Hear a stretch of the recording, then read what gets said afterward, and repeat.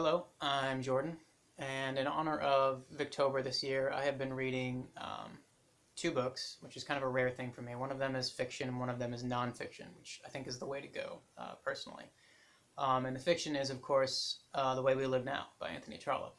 And I'm doing a read-along with Steve Donahue on that, and I'm enjoying it. It's been a lot of fun.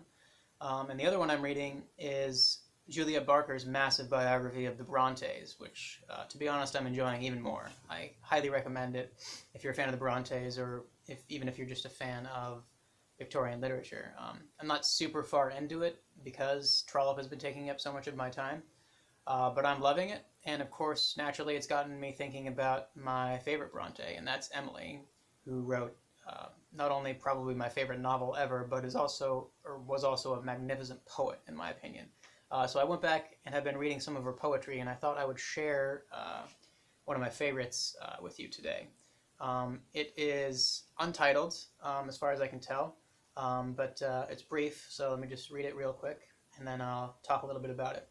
It goes, high waving heather neath stormy blasts bending, midnight and moonlight and bright shining stars, darkness and glory rejoicingly blending, earth rising to heaven and heaven descending, man's spirit away from its drear dungeon sending, bursting the fetters and breaking the bars.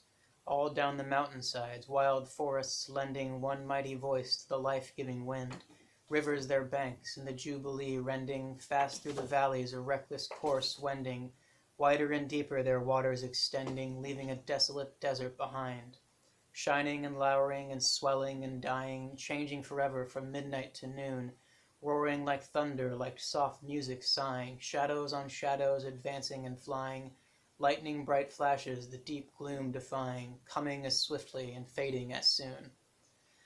And I love that. I think that the kind of the attitude and the tone of the poem is kind of high romantic, but it's also clearly a Victorian poem, I think, in how formal it is, and how just the craftsmanship of it, the very kind of rigid rhyme scheme and meter. But both the rhyme scheme and the meter, I think, kind of are unusual. The rhyme scheme, I believe, is A, B, B, A, B. I'm not sure what the technical term for that is, but it has this kind of galloping momentum to it. And then the meter, of course, is not iambic, it's dactylic, which is one stressed syllable followed by two unstressed. So it's also kind of got this galloping momentum, this da da da da da da da da da da. So the overall effect, I think, is one of kind of a tumbling momentum and energy and power to it. And that's paired with the imagery of the poem, which is technically like apocalyptic. What's being described here is just a massive, horrific, destructive storm, a force of nature, and yet it's kind of got this exalting attitude towards it, which is where I think the high romanticism kind of comes in. It is in love with this awful, tremendous power.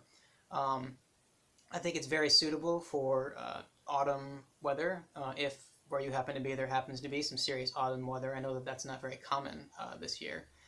But it's just, I think it's a great pairing for a kind of a stormy, cold night. And I think it's lovely. Also, interestingly, there's no punctuation in the poem at all, other than the line breaks and the breaks between the stanzas, which I think also gives a sense, this kind of this breathless quality to it. It's almost difficult to read out loud. And it's just very, very Emily Bronte, I think. I think it could have been spoken by a character from Wuthering Heights very convincingly. So yeah, I just wanted to share that with you. I read it a couple nights ago and kind of wanted to discuss it. Let me know what you thought of it. Let me know some of your favorite Victorian poetry, and make a case for one of the other sisters if you want. I'm always open to that. But thank you for watching. Have a good day.